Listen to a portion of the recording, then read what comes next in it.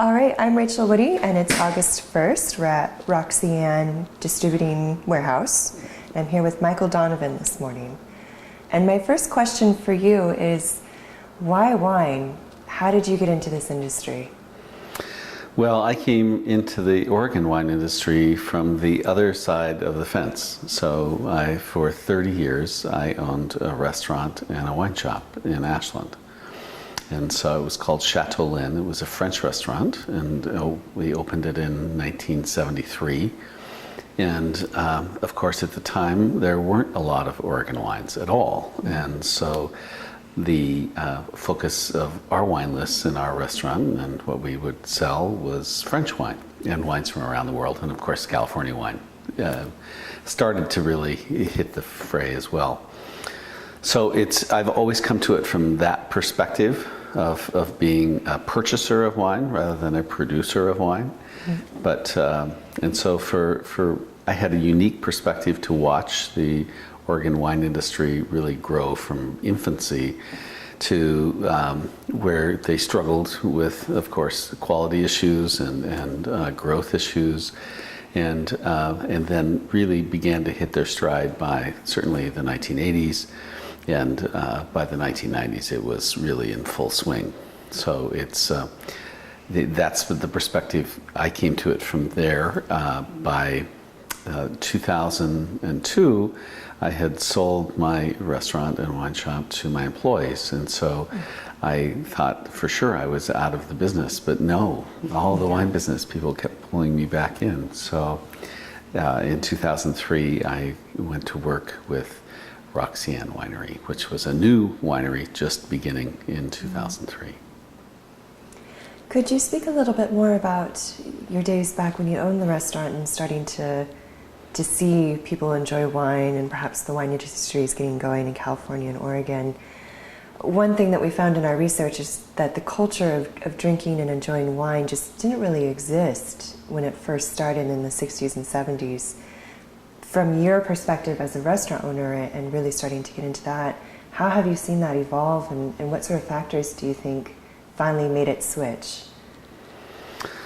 Well, you're right. There wasn't much of a culture of food and wine in certainly the 60s. By the 70s, I think there was a sense that, people really emulated European models, and so they looked at if it was French, it was really good.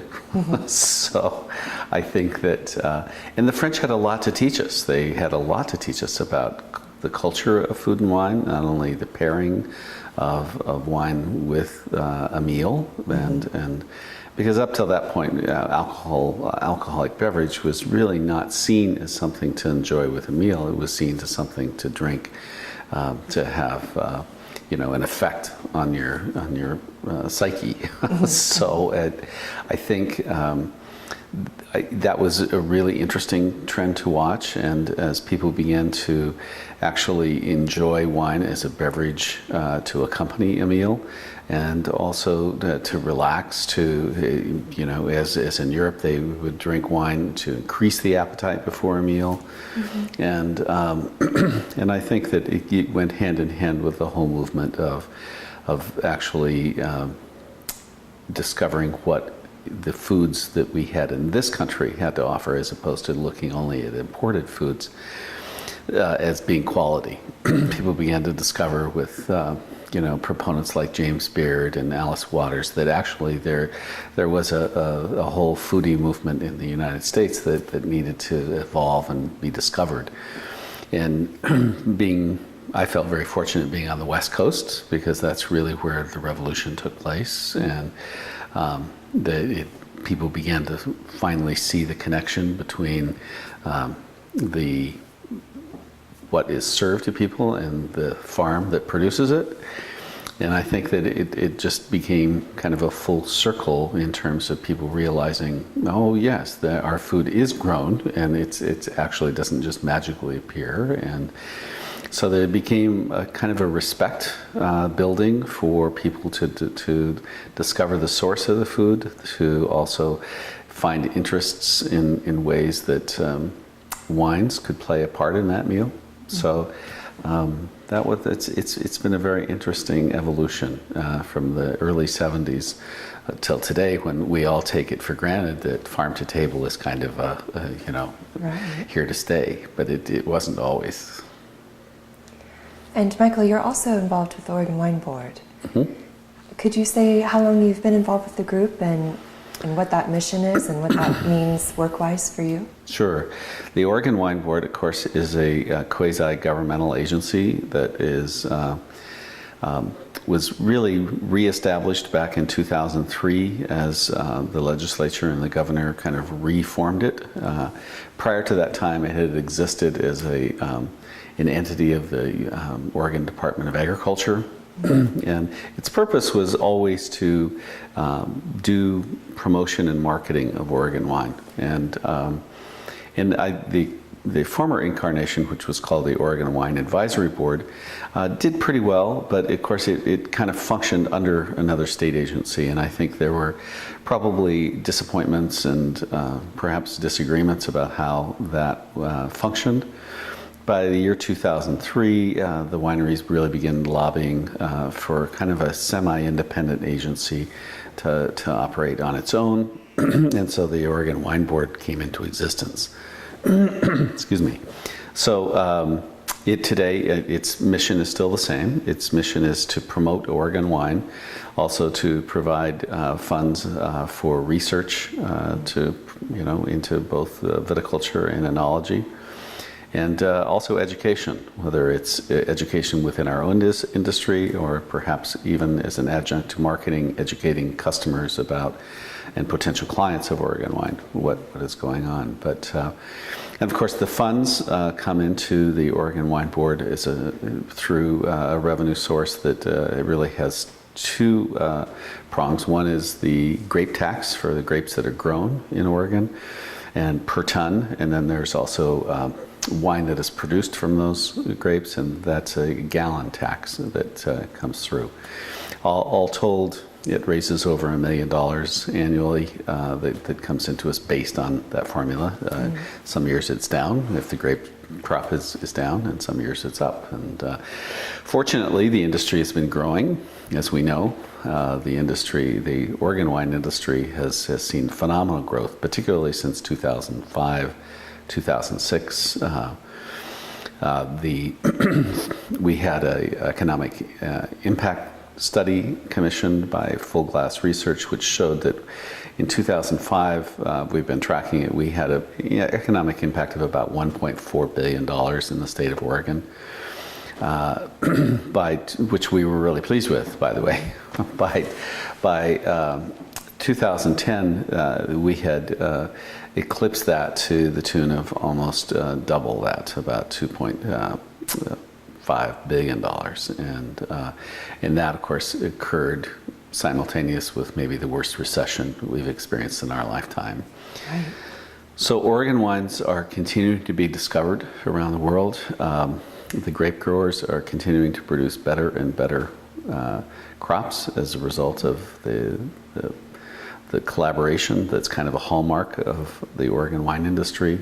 Of course, it began in the Willamette Valley. Well, I shouldn't say it began in the Willamette Valley. It actually began, as we all know, in Southern Oregon at Hillcrest with Richard Summer planting the very first Pinot Noir that was in the state. But clearly, the pioneers in David Letts and others of David Adelsheim and Dick Erath, those people were the true founders who really began in the 1970s planting grape varietals in earnest and discovering that they needed to collaborate with one another to really discover a lot of the better techniques that they could do. And we began to collaborate with other regions around the world. I think the model in the Willamette Valley was certainly Pinot Noir, so it was natural to reach out to, and collaborate with those grape growers and winemakers in Burgundy in France. And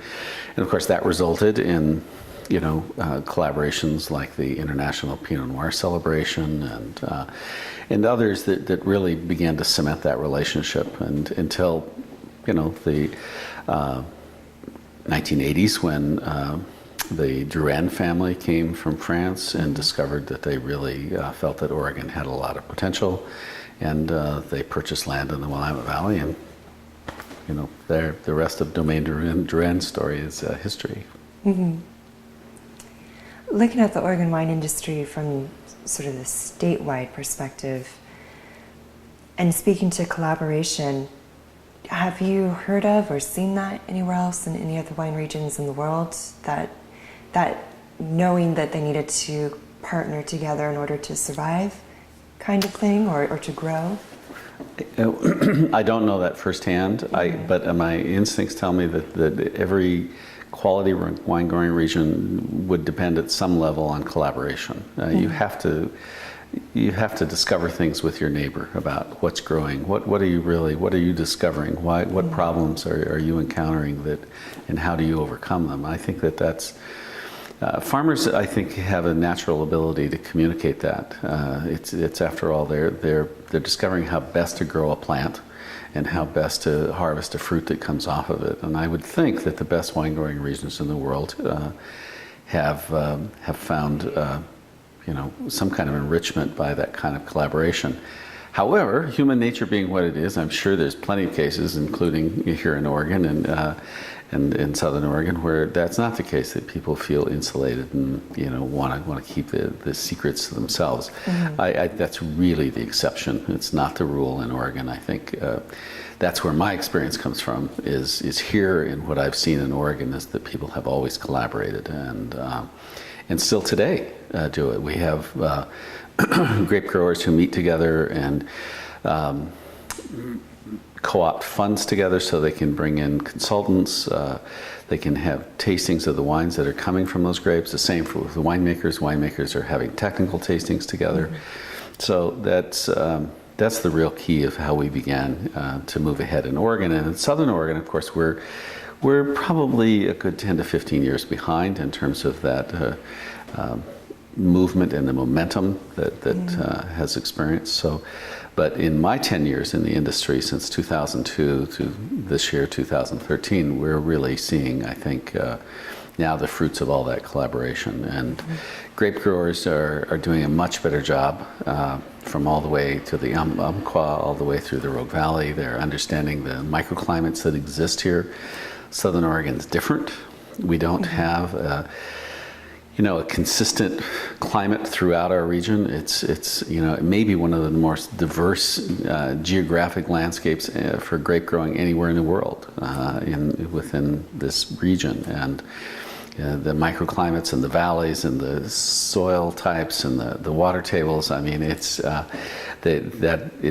challenging, but at the same time, it's very rewarding because it's so diverse that people can really find extraordinary environments in which to grow a wide variety of grapes.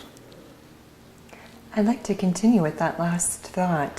Something we've been exploring with this project is Southern Oregon. There's so much diversity here versus Willamette Valley, which is, Pinot Noir is sort of the poster child varietal there. In Umpqua, we were saying, okay, it's the land of the 100 valleys. Is it the land of the 100 varietals? And do you need to have one varietal as an identity? I'm wondering what your thoughts are.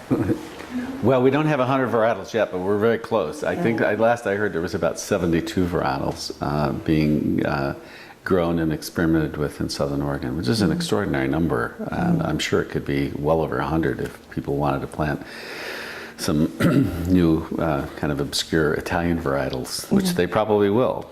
But I think that in answer to your question, no, I don't believe that Southern Oregon will ever have an identifiable single varietal in which we hang our hat.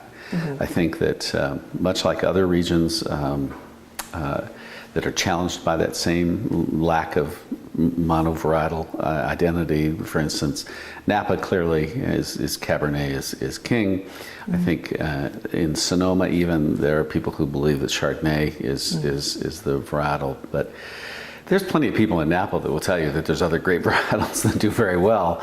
I think that Paso Robles, I know when they began to really focus on trying what are we doing, they were doing, like us, a lot of different varietals. And I think there are some people who, like us, believe that in this warmer weather climate in Southern Oregon, that Rhone varietals do very well. I would think where there won't be just a single varietal, there'll probably be classes of wines, varietals that will gain attention. I think the Rhone varietals from Southern Oregon will be a lot of what we stress in the next few years. We've found great success with Syrah and with Viognier and with white blends of Marsanne and Roussanne and Viognier. So I would imagine, along with Grenache, we'll see that continue. And of course, we know that Iberian Spanish varietals have been wildly successful as they've been promoted by Earl Jones from Albacela. RoxyAnn grows Tempranillo, has found a lot of success with it. I personally think Tempranillo and some of the Spanish varietals like Albarino will continue to find a place. Whether they are so mainstream is yet to be seen, but in terms of the elite sommeliers that exist out there throughout the country and in restaurants, these are the varietals that catch their attention. And to some extent, they are the vanguard of the people who begin to touch the more general public consumer, who begin to say, when Viognier begins to break through, it's because these other people who have kind of been on the cutting edge have led them that way. So my hope is that, and we're already seeing that with Tempranillo and Albarino. There's others blends, and of course Grenache has seen that same follow through. So.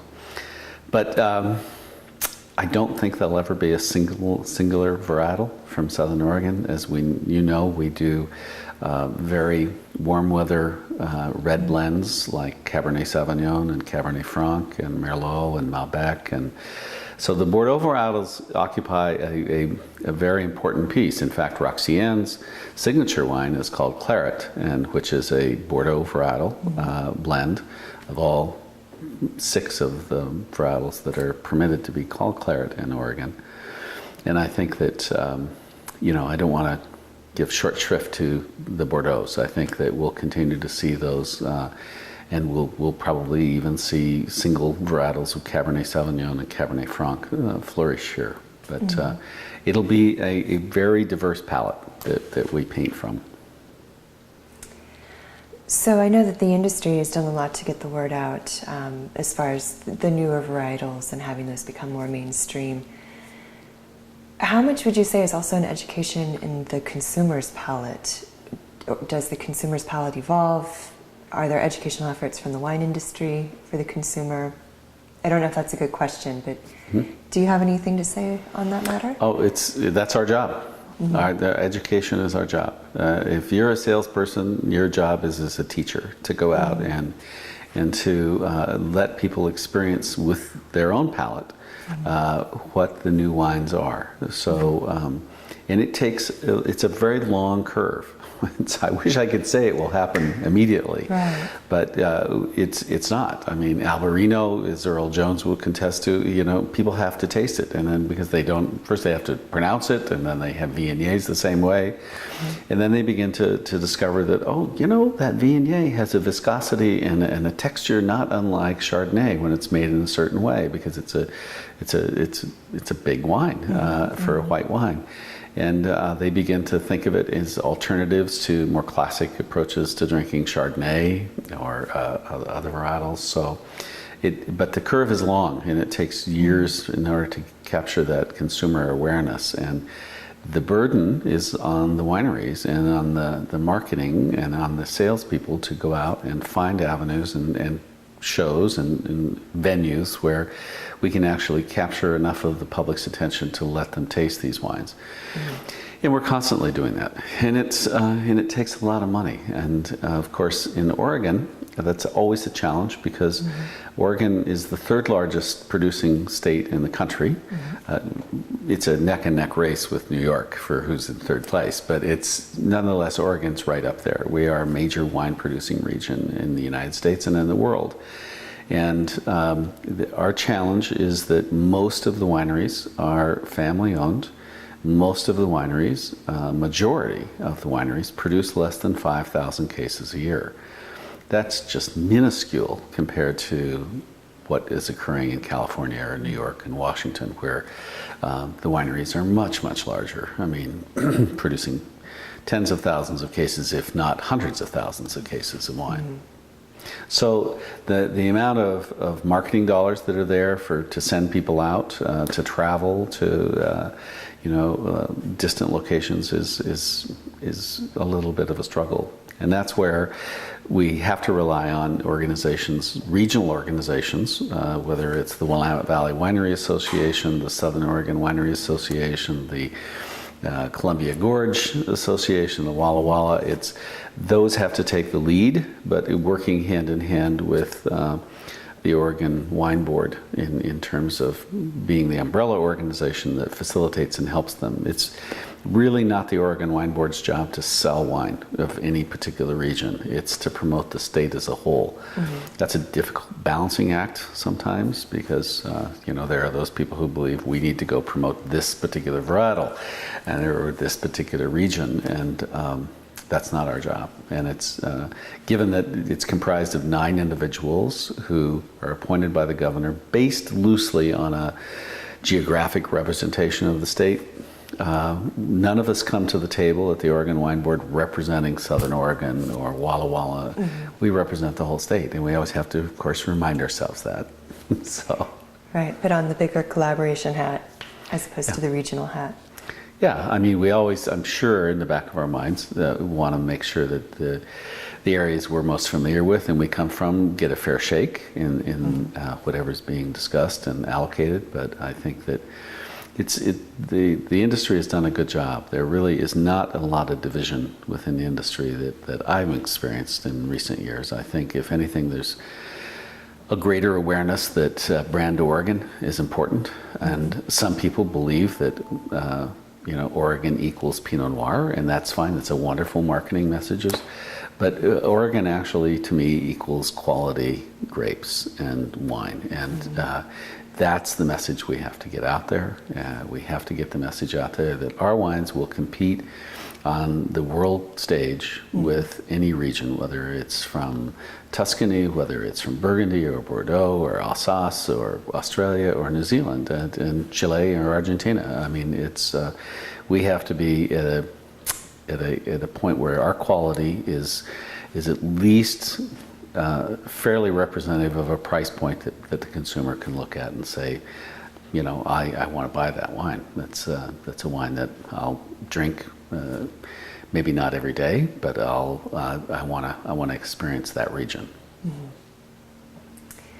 And you may have touched on this, but as far as business strategy goes for the wineries in perhaps the more remote areas of Oregon, how do they get over the hurdle of maybe not having a large metropolitan center or perhaps not as much tourism coming through? What are some of the other strategies of being able to get the wine out or sell or export, sorry. Yeah, well, we'll get to export, that's almost a separate subject, but one of the things that has really allowed the Oregon wine industry to grow has been the way the laws were originally devised in terms of allowing small family wineries to self-distribute within the state. So the wineries are allowed to go out not only to sell to people who come to their tasting rooms, but they can actually go out and self-distribute to restaurants and wine shops and markets that they want to. Now, that's a lot of costs associated with that. It's not the most efficient, but it is, if you're just beginning, that there's a way to do that. And then, of course, the next step is to go into distribution, to find a distributor that does that for you. And so that takes a lot of the onus off. You don't recover as much of the actual sale price as you would if you were doing it yourself. But when you couple it with what you're not paying the expense, it's probably a wash. And the main thing that I think all wineries, small or large, grapple with is the fact that you have existing inventory that doesn't do anyone any good sitting in a warehouse. It has to flow through. It has to. So cash flow is probably the most important aspect of the business that everyone watches in the wine business, because it's intensely capital intensive to not only produce the wine, to bottle it, to put it in storage for a year to 2 years, and then of course there's the time it takes to sell it. So it's you have to, it's a very delicate balance between how much you produce, knowing how much you can sell. So if you grow too fast and you expand beyond what the demand is for out there, you're, like in any industry, you're going to find yourself in a really tight cash flow situation. Mm-hmm. So I think that's, wine people who enter into the wine business in Oregon, being that they're from small families, they have 15 acres of land, they want to farm it, they're passionately involved in it. They're called upon to not only understand farming, which is intensely complex if you want to do it well, but then they're called upon to understand all facets of business and marketing and sales, which is, it takes a long time. And I think we're fortunate now. We have a lot of people who are coming into the industry, and of course there's a lot of collaboration on this too. I mean, mm-hmm. RoxyAnn has always benefited from the fact, and I think the industry has benefited by our ownership being willing to allow us to collaborate and really give as much knowledge as we've been able to determine, because the philosophy has always been about, as the tide rises, all the boats will float. And my boss, the owner of RoxyAnn, the founder of RoxyAnn, Jack Day, has told me that from the first day I walked in the office, that we need to do as much as we can to collaborate with other people in the Oregon wine industry. And so he's always been very supportive of my role in that. Mm. And then you said export is another major question on its own. Well, Oregon has finally evolved to the point where we are not only going out after national markets around the country, mm-hmm. in New York and Houston and Chicago and Atlanta, but we're actually now finally looking at, and we have been for some time, exporting wine to Japan. I mean, the state of Oregon has probably 30 wineries that probably have been at the vanguard of export. And I would say 99% of those, of course, are Pinot Noir producers. Mm-hmm. And they have established a foothold not only in markets like Japan, but begun to penetrate into mainland China and Shanghai, and of course in Hong Kong. But we're also looking now, we're gaining a little more traction with the fact that Korea is now an expanding market, as is Canada, which really we haven't focused a lot on. And right. Canada is actually a great market for Oregon wine. And all of them present complexities in terms of entry into the marketplace, but that's just discovering how to do it and learning how to do it. And probably the most recent successes of Oregon wine being export have been occurring in Scandinavia, in Denmark, and in Sweden, as well as the UK. The UK has actually been an export market for some time, but I think it's beginning to come back into the fray. And this year we had really did our first trade show in Germany. So I see that as, those are the wineries, and they will, for the most part, by and large, be all Pinot Noir producers for the next 5 to 8 years. But I think for those of us in regions that don't necessarily are known for Pinot Noir, but for other varietals like we've been talking about, we need to take advantage of that. I always liken it to our marketing initiatives being kind of following the tip of the spear. The tip of the spear is definitely Pinot Noir in any marketplace we go, but we can follow right behind, and we don't have to say anything derogatory about Pinot Noir, for God's sake. That's what brought us to the party. It's all about, now you've tasted Oregon Pinot Noir, now why don't you try an Oregon Syrah or a Tempranillo? Since your entry into the industry, how would you say the Oregon wine industry has evolved? And similarly, Southern Oregon, how has that evolved? How have they grown? Well, the growth has been exponential. I mean, in terms of Oregon, the industry. I mean, I think the official number today in 2013 in August is that we have just under, I think, 480 wineries. We have probably close to 900 vineyards. So it is, I mean, that growth has been dramatic in the last 10 years. And I think that will continue. Southern Oregon is, and I've mentioned, it's not known for Pinot Noir, yet the majority of all the grapes that are grown down here are Pinot Noir. And of course, it's kind of a little known secret that almost all that Pinot Noir is shipped north, and in which we love, because I mean there are years when the Northern Oregon producers really rely on us to give them the ripeness and the color and the flavors that might have eluded them due to a cool growing season. And I think that kind of collaboration has been very positive, and so. There isn't that sense that, I mean, I think Northern Oregon really sees Southern Oregon as a benefit to them. And there's plenty of people experimenting with other grape varietals now. I mean, really stellar Pinot Noir producers who are actually buying some of our grown varietals and making Syrah or making Viognier.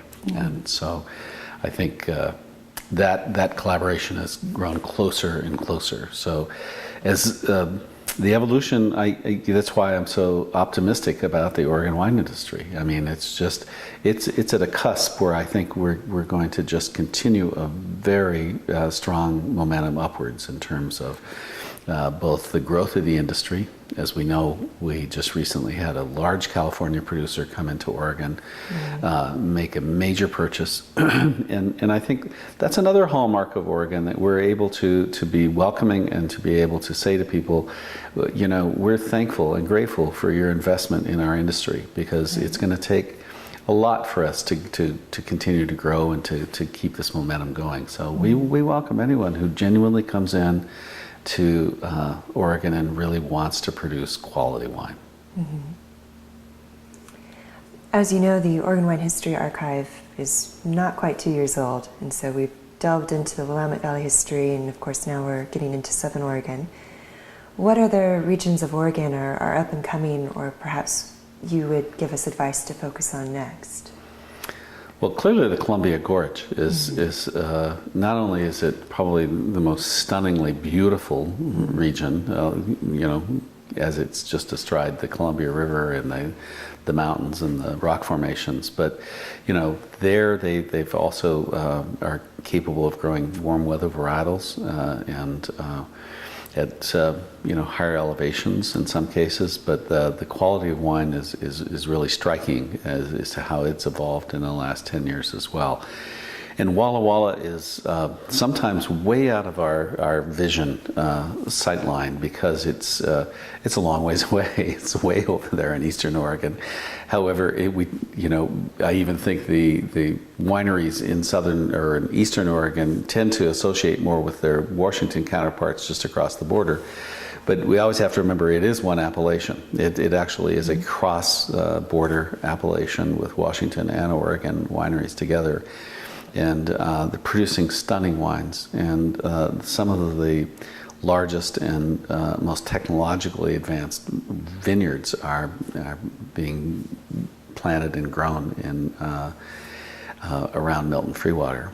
So I think there's a lot of stories there. Great personalities, whether it's Norm McKibben or it's the Leonetti family or it's the Club family from a Cole 41. There's just it's endless over there. The number of people that have watched a previous area that was the area that was previously focused on wheat as the primary form of agriculture, and now has shifted into something else. And of course, the stories over there, those two forces didn't always get along as they came together. And today, I think there's now more of the story. It'd be an interesting story to tell how those two forms of agriculture kind of collided, but then began to integrate. So, but that and there's there are sub-appellations that are growing up all around, both within the Willamette Valley and down here in Southern Oregon, in Elkton, for instance, just the newest appellation in Southern Oregon. So, but I think those are the major one. There is an appellation in far eastern Oregon called Snake River. Oh, yes. Doesn't have very many wineries, but I think that, who knows? 10 more years, possibly. Right. Okay. Well, Michael, that was my formal set of questions for you. Is there something that I should have covered or should have asked you?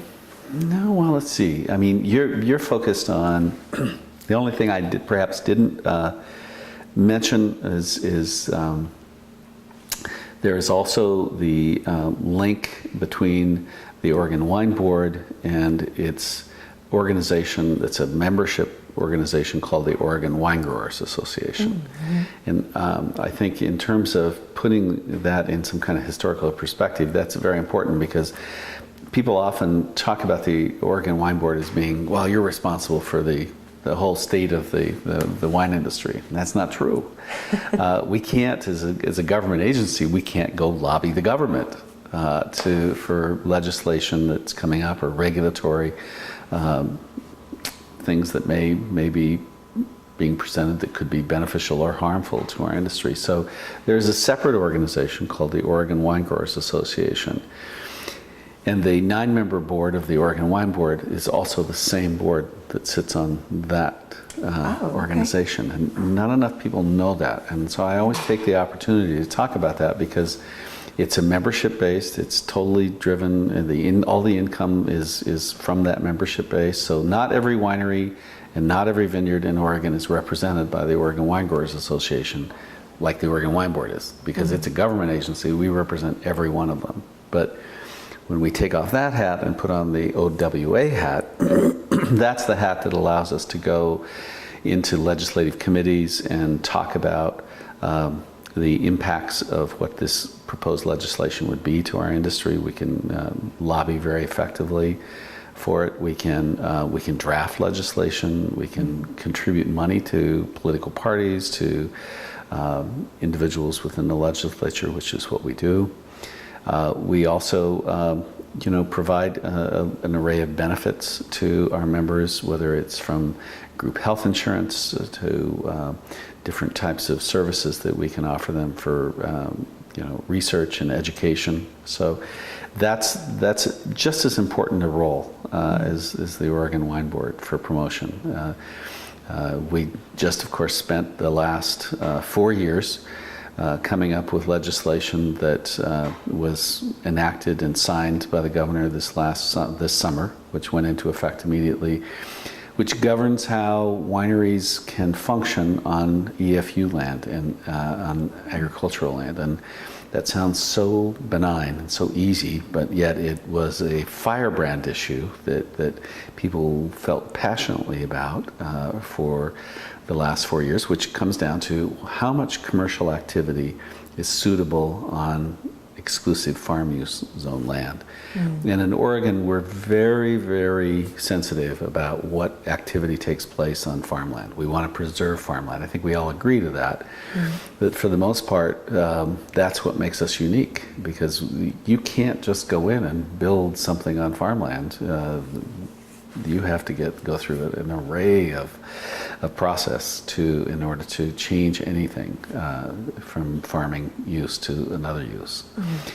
Oregon wineries, however, have the sole exception to that by virtue of a law that was passed in the legislature in the 1980s, which allows for a winery of 15 acres, vineyard winery of 15 acres to have a tasting room and a winery as an outright approved use, not as one that has to be you apply for. It's one that you're granted. And but it was always, and that's what really allowed for the growth of our industry. It just allowed anyone who could come in and purchase and plant 15 acres to then take the next step without any appeals or going through a complex land use process to be able to farm that land, but also to have a venue, a commercial venue in which to sell the products that we added value to, and which were the grapes and putting them into wine.